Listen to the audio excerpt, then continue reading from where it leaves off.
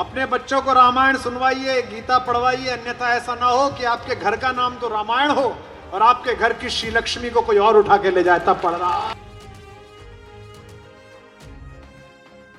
कुमार विश्वास जी, आपने सिर्फ सोनाक्षी सिन्हा की अंतरधार्मिक विवाह पर घटिया तंज नहीं कसा है। मशहूर कवि कुमार विश्वास इन दिनों अपने एक बयान को लेकर विवादों में घिर गए हैं। दरअसल उन्होंने देश में हो रहे अंतरधार्मिक विवाहों को लेकर एक ऐसी टिप्पणी कर दी जिसे अब बॉलीवुड अभिनेता शत्रुघ्न सिन्हा की बेटी सोनाक्षी सिन्हा और ज़हीर इकबाल से जोड़कर देखा जा रहा है। पहले आप कुमार विश्वास का वो बयान सुनिए जिस पर कांग्रेस पार्टी आग बबूला हो गई है। रसते रसता, अपने बच्चों को नाम याद कराइए सीता जी की बहनों के, भगवान राम के भाइयों के। एक संकेत दे रहा हूं, जो समझ जाए उनकी तालियां उठें। अपने बच्चों को रामायण सुनवाइए, गीता पढ़वाइए, अन्यथा ऐसा ना हो कि आपके घर का नाम तो रामायण हो और आपके घर की श्री लक्ष्मी को कोई और उठा के ले जाए, तब पढ़ रहा।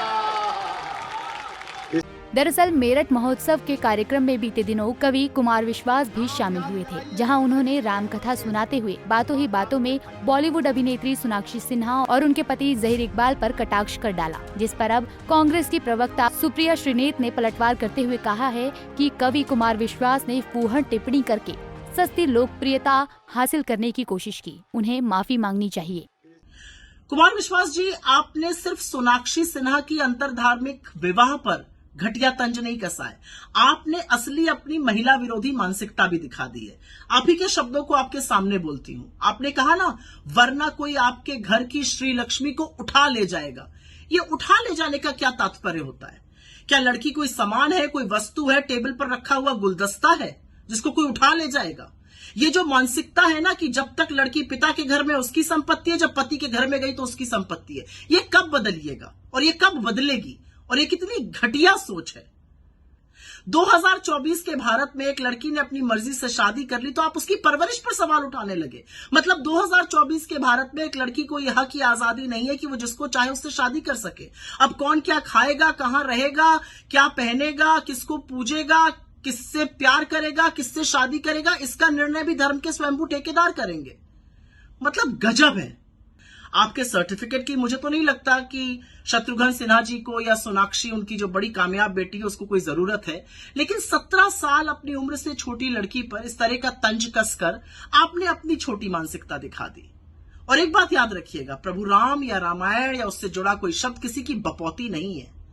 आप तो लोगों को रामायण और गीता पढ़ने की सीख देते हैं और आप ही सोनाक्षी सिन्हा के पति के धर्म से नफरत करने में इतने मशगूल हो गए कि रामायण के मूलभूत को ही भूल गए। आप भूल गए कि रामायण में कितना मधुर अंकित है। सब नर करहि परस्पर प्रीति, चलहि स्वधर्म निरत श्रुत नीति। अगर आप रामायण का वाकई में अध्ययन करते तो प्रेम को जरूर समझते, आपसी सौहार्द को जरूर समझते, इस तरह की नफरती बात नहीं करते।